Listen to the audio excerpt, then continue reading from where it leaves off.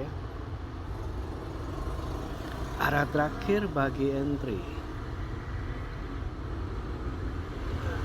Sampai di sini lihat. Nah, di sini ada ekstrim. Pastikan ya, TF kedua itu ekstrim. Nah, ini ekstrim TF kedua. Lalu turun di TF ketiga. Lihat. Pertama ini stokastik sudah di bawah. Kemudian ada ekstrim lagi. Ekstrim TP wajib bagi entry MHV. Nah, tinggal ini. Nah, tapi kalau di sudut pandang Vibo Musang, ini adalah ID, ini adalah initial break, ini CB1, dan ini yang memecahkan CB1. Maka saya berani entry di bawah-bawah sini ya, karena ini sudah valid semua ini. Ekstrim, TP wajib, MHV, candlestick arah kuku, dan ya kemungkinan akan tunggu re-entry baru boom ke atas. Tetapi ya udah cukup lah, yang penting udah tahu resiko awalnya gimana. Jika nantinya dia gagal, dia membuat momentum sell, ya cut loss. Itu aja. Oke, sekarang siap-siap untuk menarik Vibo ya. Nah, Vibo terbentuk nih. Sekarang Vibo udah terbentuk. Cari yang paling bawahnya. Oke, ini Vibonya di sini.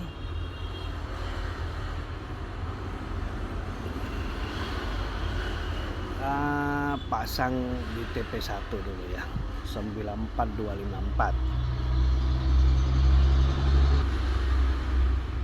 Nah, tentunya di sini saya tidak pasang SL karena saya menjaga jika nanti dia buat momentum sell yang berlawanan dengan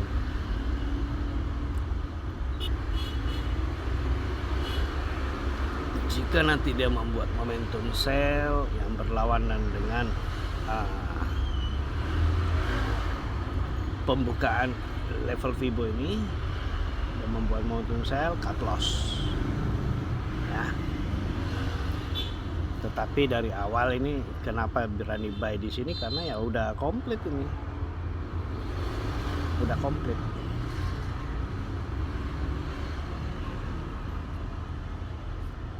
Tunggu ya, harga sampai sana enggak. Kemungkinan dia akan turun menyentuh ini EMA 510 low. Maka kalau dia menyentuh sana dan itu di area layer, maka saya akan mencoba untuk open satu posisi lagi ya. Coba kasih pending order ya, 94097 ya. Ini saya sudah pasang ya, entah nanti ke trigger apa enggak.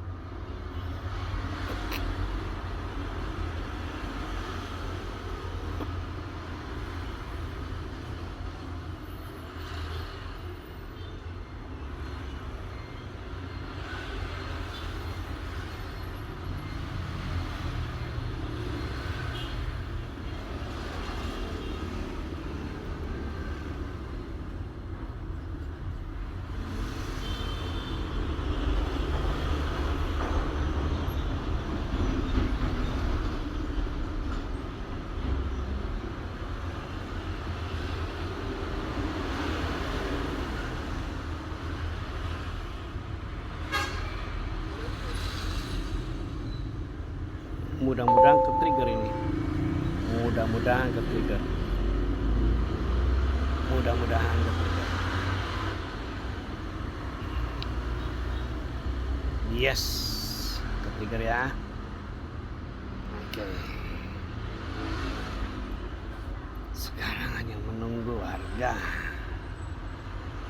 naik ke atas. Set TP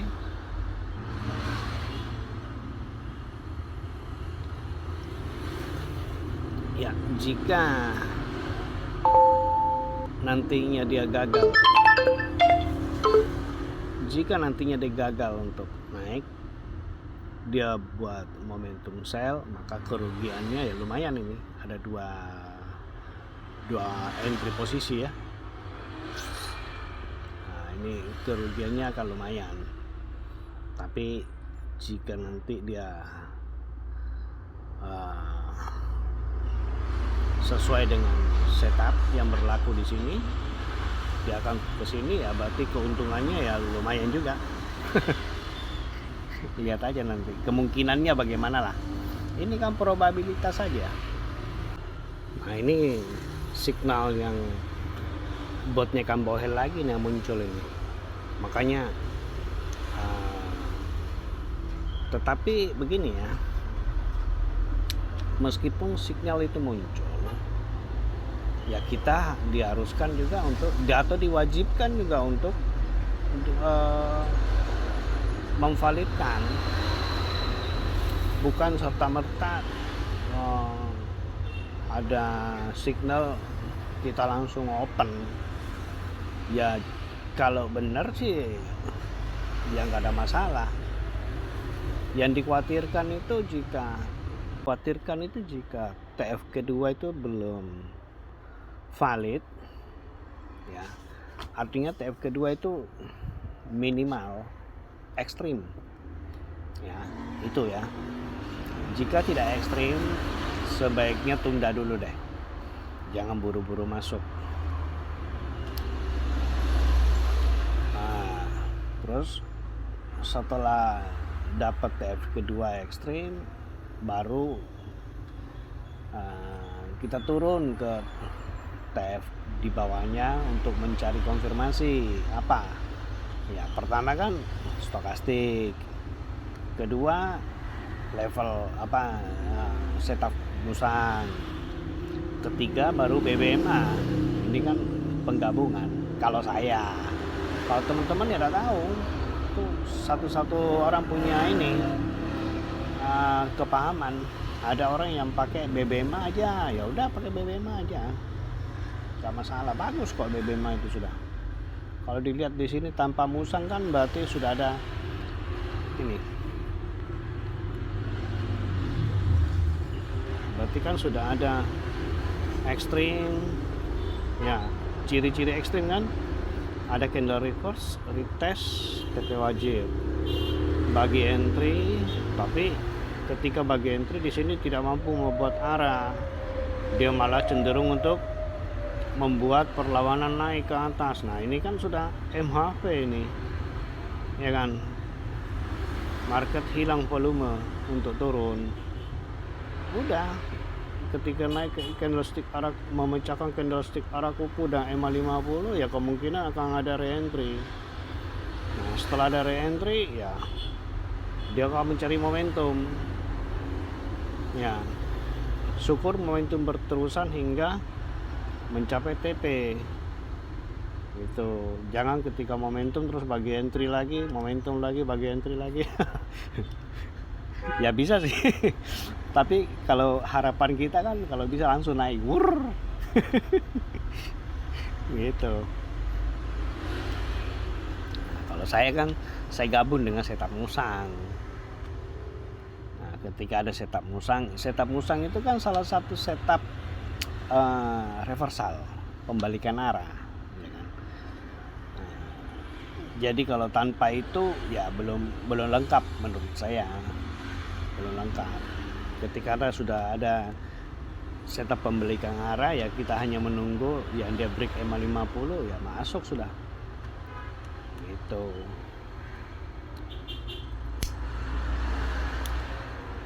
Apakah pasti berhasil? Ini kan kemungkinan ya, probabilitas ya. Kemungkinan berhasil ya kalau Anda yakin dan Anda sudah kuasai ilmunya seperti ini, ya open lah. Kemungkinan untuk profit jauh lebih besar ketimbang kita tidak punya ilmu apa-apa. Kita hanya mengandalkan insting misalnya. Saya mau open di sini pakai insting, ya jangan. Ini kan ada ilmunya.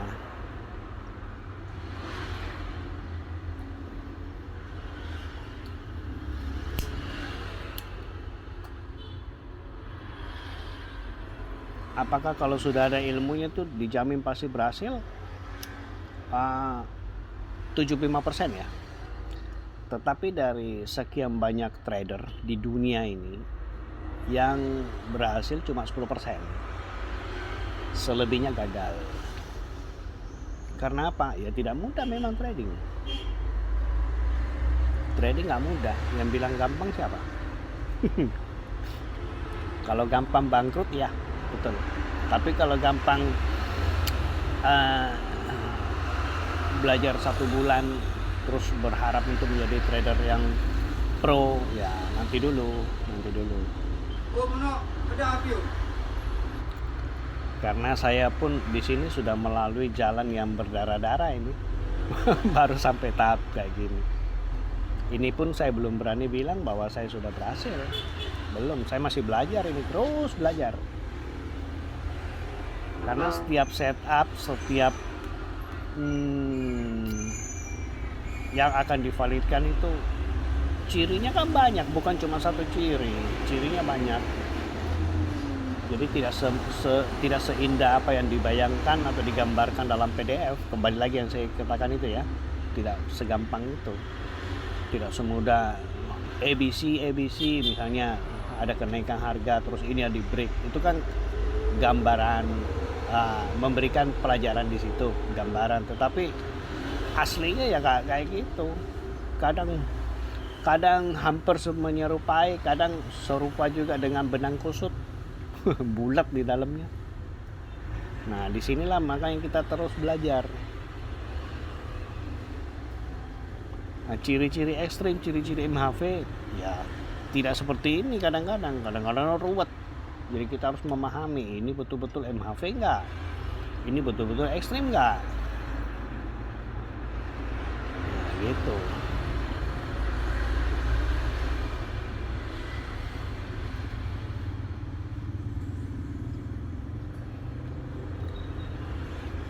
Sekelas profesional teman saya, seprofesional teman saya, itu ketika kita tanya dia ya, signalnya apa dong?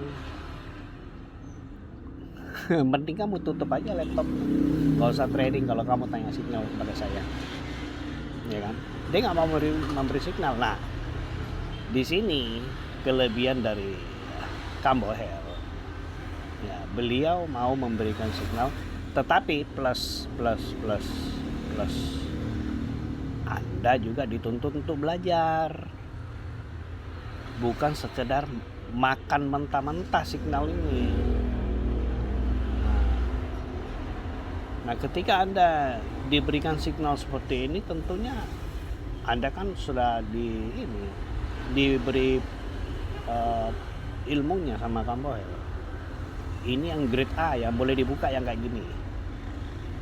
Nah, selebihnya kalau bisa ditunda dulu. Jadi jangan terlalu seperti orang bilang,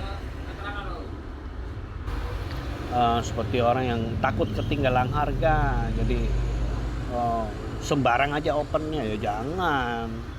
Anda kan dikasih ilmu juga sudah sama Campbell. Nah, ketika Anda loss ya berarti ya ada dua memang. Apakah ilmu Anda yang sudah sampai ke sana, atau memang market yang tidak merespon setup itu terjadi. Kan namanya market, yang paling betul kan dia kan, bukan kita loh. Nah, jadi teman saya itu menghindari. Ketika saya oke, Anda tanya signal, saya kasih signal ini. Ketika signal itu kan bukan berarti tempat untuk Anda untuk entry open loh, open posisi loh, ya jangan salah paham. Signal itu Anda diberikan sebuah petunjuk bahwa ini akan open buy, entry buy. Anda ini sendiri dong, memvalidkan sendiri. Nah, ketika Anda profit, Anda diam-diam. Ketika Anda loss, ada ngomel. Bahkan pernah mungkin sampai telinga panas diomelin. Kenapa loss? loss anda salah sendiri opennya gitu loh.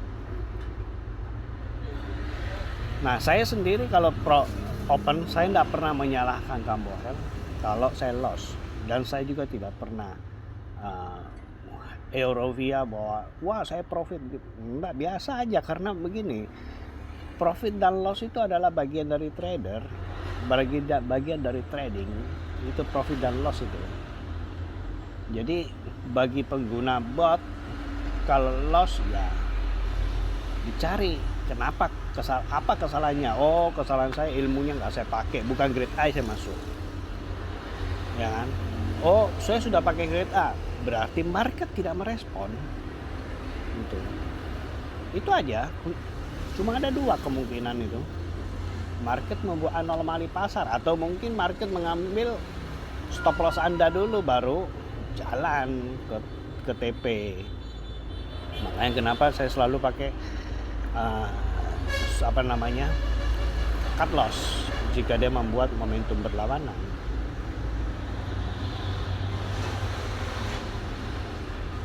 Kan kasihan Kambohelnya, ketika Anda profit Anda diam-diam, ketika Anda loss wah ngocet gak karu-karuan, mungkin sampai di medsos atau lagi apa, kan kasihan ya.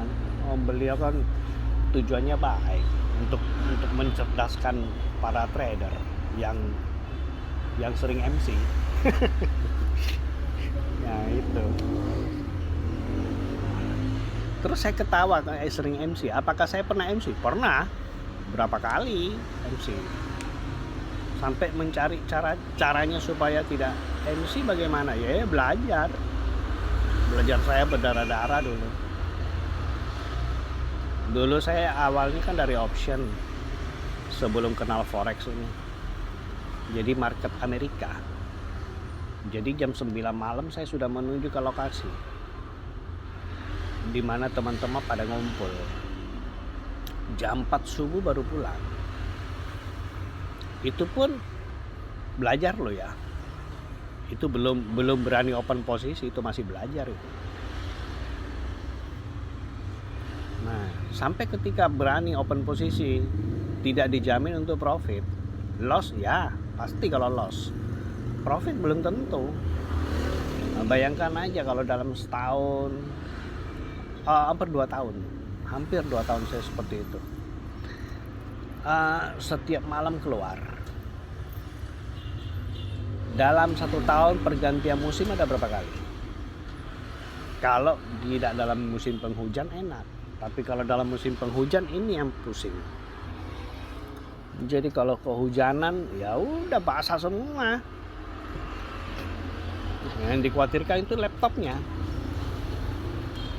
Nah, karena dulu kan opennya selalu pakai laptop, tidak pernah opennya pakai HP. Sekarang aja di ini baru enak bisa pakai HP.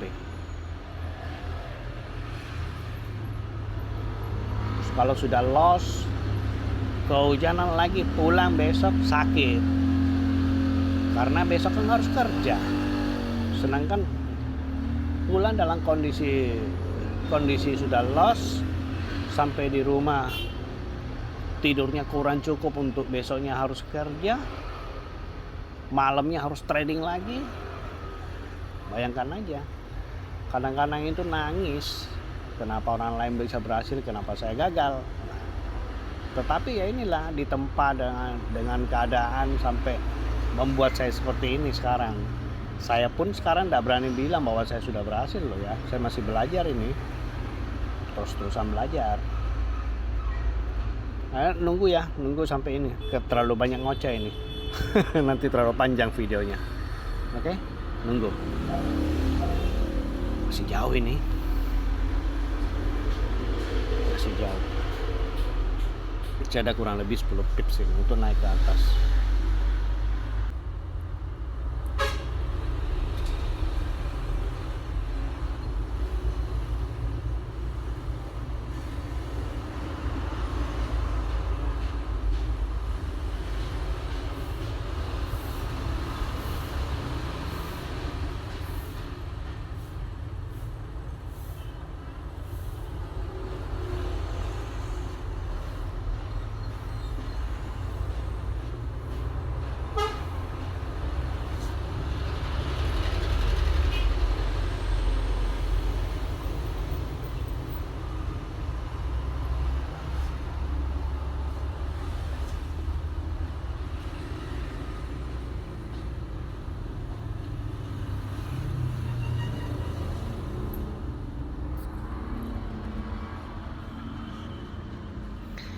dikit lagi TP ya. Jangan buat drama ya, langsung aja ya. Kurang dikit, kurang pipsnya aja, beda sprite. Jangan buat drama lagi ya.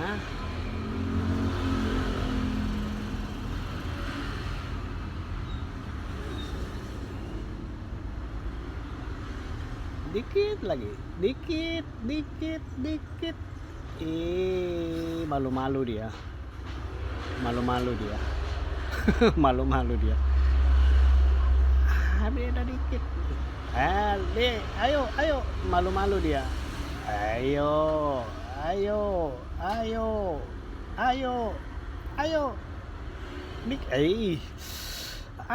dikit lagi. Ya, baru. Ya, udah. Ya, penjelasan sudah ada semua ya. Oke, gitu aja.